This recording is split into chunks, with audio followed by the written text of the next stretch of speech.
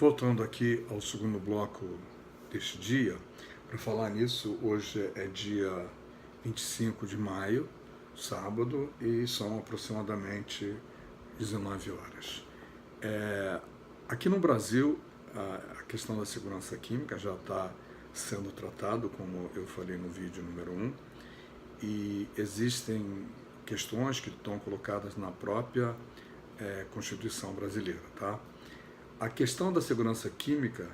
tem inequívoca relevância para o Brasil, tendo em vista que o Brasil está entre os 10 maiores produtores mundiais do setor e o maior importador também no gênero na América Latina. Como eu disse, em conformidade, como eu disse no outro vídeo, em conformidade com o capítulo 19 da Agenda 21, uma estratégia nacional de segurança precisa ser adotada por cada país e tem que levar em conta alguns marcos. Os marcos são coisas que precisam avançar em paralelo ou isoladamente, mas que precisam ser implantadas, implementadas e frequentemente avaliadas se estão efetivamente sendo cumpridas. O benefício social que vai trazer a implantação de um programa de proteção de segurança química, o fator estratégico, como eu vou tratar isso, quais são os agentes que eu vou controlar, quais são os produtos que eu vou controlar, que tipo de controle eu vou fazer, a responsabilidade do governo, seja o governo a nível federal, ou governo estadual, ou governo municipal. Cada um tem a sua responsabilidade com a entrada e saída desses produtos, a aplicação no campo, o uso na indústria farmacêutica, o uso na indústria química,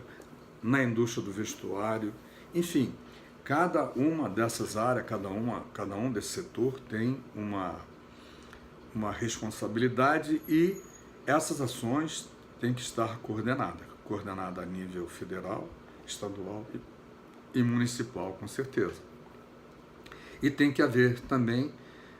disponibilidade de recursos também nos 3 níveis, assim como deve existir necessariamente uma cooperação internacional, fazer com que universidades, institutos federais ou não, estaduais ou não, públicos ou não, da iniciativa privada, mas todos eles possam, em rede, ter conhecimento do que acontece, do que se descobre, do que se identifica, do que se estuda no Brasil, assim como no exterior. Hoje existem redes nas quais as informações são trocadas e os investimentos diminuem à medida que essa rede aumenta, porque são compartilhados os investimentos e faz com que cada um pague um pouco e no final o resultado é bom para todos que estão dentro da rede. Isso que é importante, daí a necessidade de haver uma supervisão governamental, de haver um programa que receba, digamos assim, o suporte do governo federal e dos governos estaduais e municipais. E isso não é de graça. Nós temos uma Constituição, a Constituição tem um princípio relacionado à saúde, e eu vou ler para vocês, tá? O princípio constitucional relacionado à saúde, onde está escrito assim, ao pé da letra: a saúde é direito de todos e dever do Estado, garantido mediante políticas sociais e econômicas que visem a redução do risco de doença e de outros agravos e o acesso universal e igualitário às ações e serviços para a sua promoção, proteção e recuperação. Constituição Federal, artigo 196. Então, quando a gente está falando de segurança químicas, não estamos penteando macaco ou enfeitando pavão. Estamos falando de saúde de uma nação, de um país, de um continente, de um estado, de uma cidade,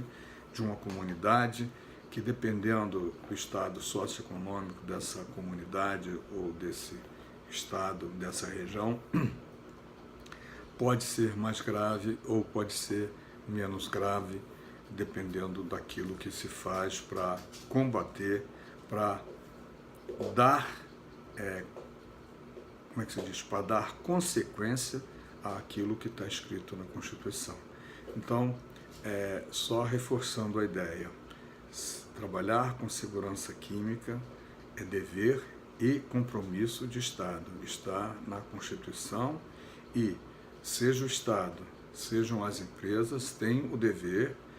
de, quando estão utilizando substâncias químicas, conhecerem as propriedades desses produtos e substâncias que estão sendo utilizadas e tomarem as providências para que os efeitos sejam minimizados, os efeitos adversos sejam minimizados e,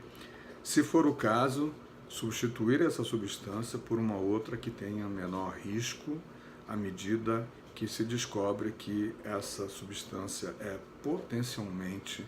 desfavorável à saúde de quem com ela trabalha, do ser humano, das populações perto da estrutura onde essa substância está sendo utilizada, e não esquecer nunca do produto, uma vez pronto, ser colocado no mercado, seja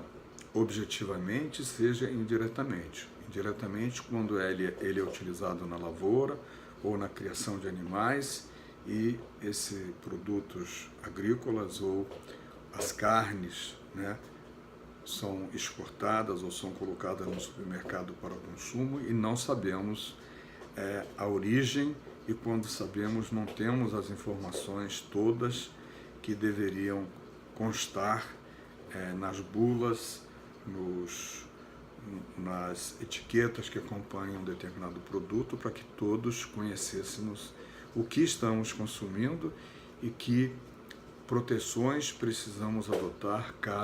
caso um desses produtos contribua para termos um problema qualquer de saúde. Isso é importante, precisa ser disseminado, precisa ser compartilhado com todos, e eu estou fazendo a minha parte. Espero que você também faça a sua e compartilhe essas informações e busque na internet mais informações ainda que estão disponíveis para todos, tá? Ainda sobre o princípio constitucional relativo à saúde, o texto constitucional confere ao Sistema Único de Saúde, entre outras atribuições, as seguintes competências, para não pensarmos que o Estado está livre de qualquer obrigação com relação à proteção dos seres vivos, em particular da saúde dos brasileiros, porque está na Constituição. Tá? O Estado deve controlar e fiscalizar procedimentos, produtos e substâncias de interesse para a saúde e participar da produção de medicamentos.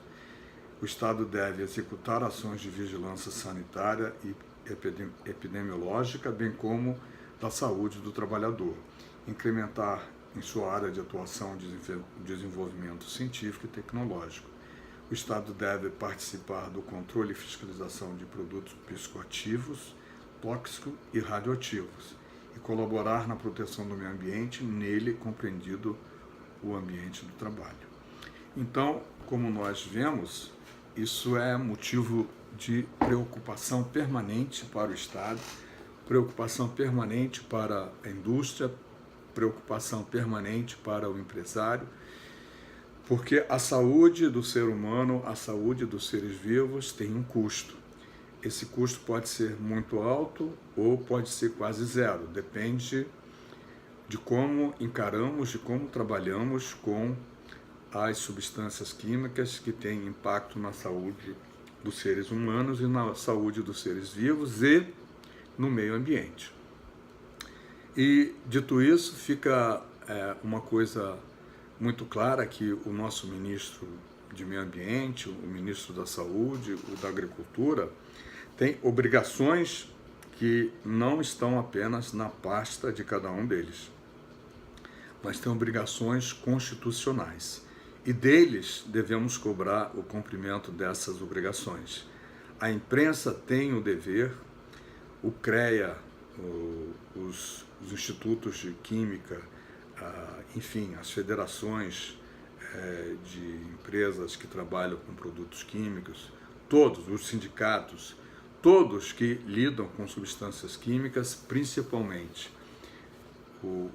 aquelas entidades que defendem o trabalhador e os profissionais que estão ligados a essa área, que estão diretamente envolvidos, o Sindicato dos Trabalhadores na Indústria Química, eles têm a obrigação de zelar, de cobrar que a empresa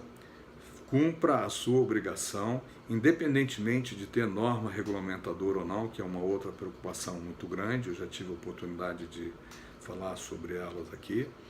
e o governo está querendo rever e quase que zerar a existência dessas normas. É um absurdo quando sabemos que cada dia mais, por conta de toda essa problemática de substâncias radioativas, substâncias químicas, a vida moderna, o avanço tecnológico traz um conjunto de riscos muito grandes que precisam sim ser avaliados e controlados. As normas regulamentadoras fazem exatamente isso e têm um grande valor exatamente porque elas são entendidas e aplicadas como lei. A maioria delas são essencialmente técnicas e têm também o poder de serem exigidas como se leis fossem. Pode ter uma ou outra que tem exageros em termos de aplicação, mas a maioria delas com certeza é totalmente aplicável e podem ser revistos casos onde há exageros com toda certeza. Eliminadas, jamais. Então é uma preocupação minha, uma preocupação que deve ser sua, que é trabalhador, especialista dessa área, fazer com que nós tenhamos força para manter o que é tecnicamente correto. E não esqueçamos nunca que as disposições sobre a vida do trabalhador, da saúde do trabalhador, não estão simplesmente nas normas regulamentadoras, elas fazem parte da Constituição também, tá ok? Então vamos encerrar esse bloco aqui e vamos voltar daqui a pouco com o próximo bloco, continuando sobre segurança química. Até já!